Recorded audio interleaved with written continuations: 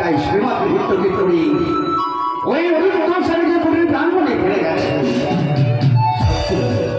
তারা আমার চোখের মনে এক মুহূর্ত তাদের নাম লিখে আমি থাকতে পারি না। না না না, অনেকগুলি হয়ে গেছে, কিছুক্ষণের জন্য অপেক্ষা করো।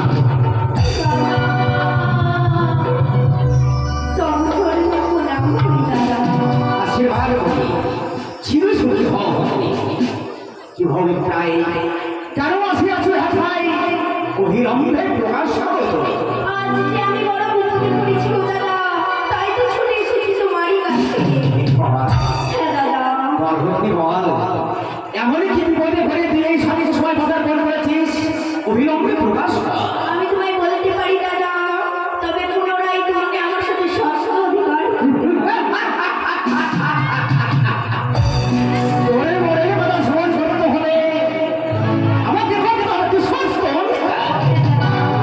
এসে বড় আশা করে যখন আমার সামনে সময় বাজার বন্ধ করেছ, আমি কথা দিচ্ছি আমি এই মুহূর্তে তোমার সামনে শর্ত অধিকার করবো। এক শর্ত, দুই শর্ত, শর্ত তুমি পাও। আমি পারি না শর্ত শতবার বল তবে। ও দেব ও রাজগো,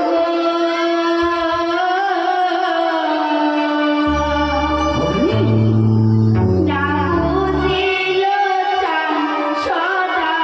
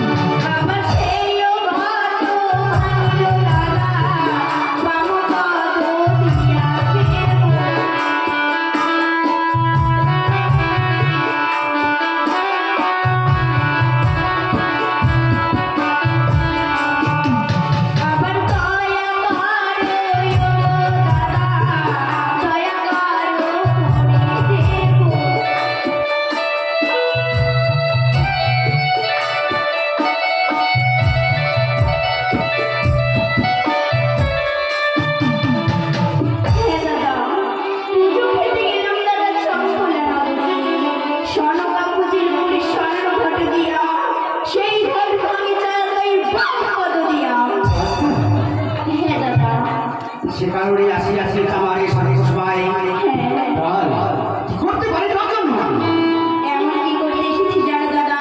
বল বল তোমার রয়েছে ওই অনুরোধ উষা, সেই অনুরোধ উষাকে আমার হস্তে তুলে দিতে হবে। না হ্যাঁ দাদা, কিছুতেই তারা হচ্ছে আমার চোখের মনি, এক মুহূর্ত আমি তোমার হাত ধরে দিতে পারবো না।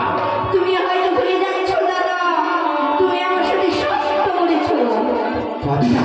আর যদি সত্য হয় ভঙ্গ, এই মুহূর্তে আমি ছুটে যাবো এই মর্তধামে। তুমি দেখতে বিকাশকে বলে দেবো, দেবরাজ পাতালি কথার কারণে আপনি পারে না।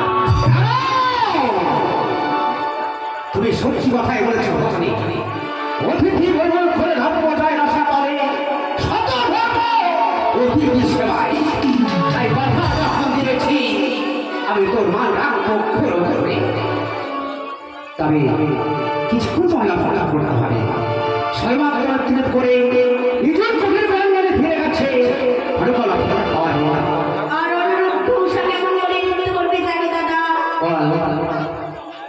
এক হাতে থাকবে ফুলের সাজি, এক হাতে থাকবে ঘিয়ের বাটি, মস্তকে থাকবে জলের ঘটি, তাথই তাথই করে নৃত্য করতে হবে। বেশ তাই হবে হরকলা ফেরা খাওয়া এই মুহূর্তে দেবশ্রীকে দেখে অভিনবে পাঠিয়ে দেবো ওই হরিদ্র সার চোখের প্রাঙ্গণে। বেশ দাদা।